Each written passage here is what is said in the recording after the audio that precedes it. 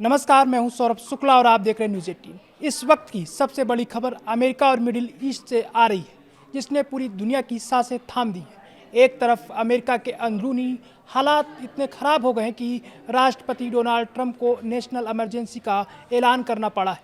हवाई अड्डों पर हड़कंप मचा है, सुरक्षाकर्मी गायब हैं, लेकिन असली खौफनाक मंजर समंदर के पार दिख रहा है। क्या मिडिल ईस्ट में अब आसमान से बरसती आग के बाद जमीन पर भी खून खराबा शुरू होने वाला है?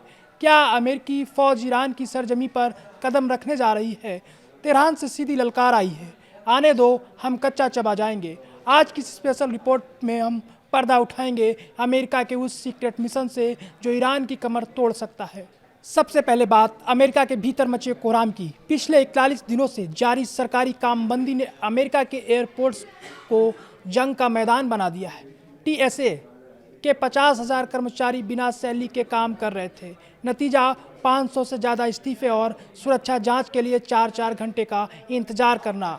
हालात को बेकाबू देख राष्ट्रपति डोनाल्ड ट्रंप ने नेशनल इमरजेंसी का ऐलान कर दिया। उन्होंने होमलैंड सिक्योरिटी को सीधा आदेश दिया, सैलरी रोको मत, तुरंत भुगतान करो। ट्रंप ने इस अफरा तफरी का ठीकरा डेमोक्रेट्स पर फोड़ा है, लेकिन सवाल यह है कि घर की आग इस आग को बुझाने के लिए ट्रंप बाहर किसी बड़े युद्ध की तैयारी कर रहे हैं। जिस वक्त पाकिस्तान में ईरान को लेकर 4 देश चर्चा कर रहे थे, ठीक उसी वक्त समंदर की लहरों पर अमेरिकी युद्धपोत एक अलग ही कहानी लिख रहे थे।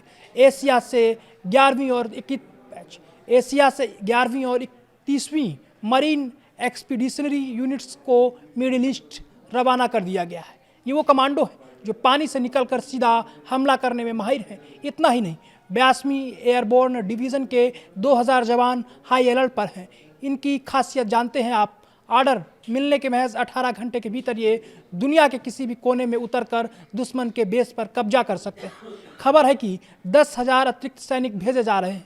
ये संख्या इराक युद्ध जैसी बड़ी तो नहीं, लेकिन किसी सर्जिकल स्ट्राइक या घातक ग्राउंड ऑपरेशन के लिए काफ़ी है। अब सवाल उठता है कि ये सैनिक करेंगे क्या? जानकारों की माने तो अमेरिका के निशाने पर है खार्ग आइलैंड। ईरान का 90% कच्चा तेल इसी छोटे से द्वीप से निकलता है।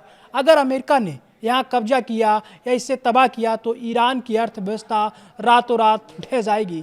इसके अलावा होर्मुज, जलडमरू मध्य के केसम और लारक द्वीप भी निशाने पर हैं। लेकिन सबसे डरावना मिशन है गायब यूरेनियम की तलाश। पिछले साल के हमलों के बाद से ईरान का 440 किलो हाईली एनरिच्ड यूरेनियम लापता है। विदेश मंत्री मार्को रूबियो का इशारा साफ है, कोई ना कोई तो अंदर जाकर उसे लाएगा। क्या वो कोई अमेरिकी स्पेशल फोर्सेस है? हालांकि ईरान के संसद स्पीकर मोहम्मद बागैर गालिफाफ ने साफ कह दिया है, हम अमेरिकी फौज का इंतजार कर रहे हैं। उधर ट्रंप और रूबियो खामोश हैं। वे कह रहे हैं कि हम सेना नहीं भेज रहे, लेकिन सारे विकल्प खुले हैं। ईरान से लड़ना आग के दरिया में कूदने जैसा है। उनके पास 40 साल का गुरिल्ला युद्ध का अनुभव है, घातक ड्रोन्स और पूरे मिडिल ईस्ट में फैली प्रॉक्सी सेनाएं। अगर एक भी अमेरिकी सैनिक की जान गई तो ये चिंगारी तीसरे विश्व युद्ध में बदल जाएगी। दुनिया की इकोनॉमी हिलेगी, तेल के दाम आसमान छुएंगे और व्यापार ठप हो जाएगा। क्या ट्रंप ये जोखिम उठाएंगे या ये सिर्फ ईरान को डराने का एक मनोवैज्ञानिक चाल है?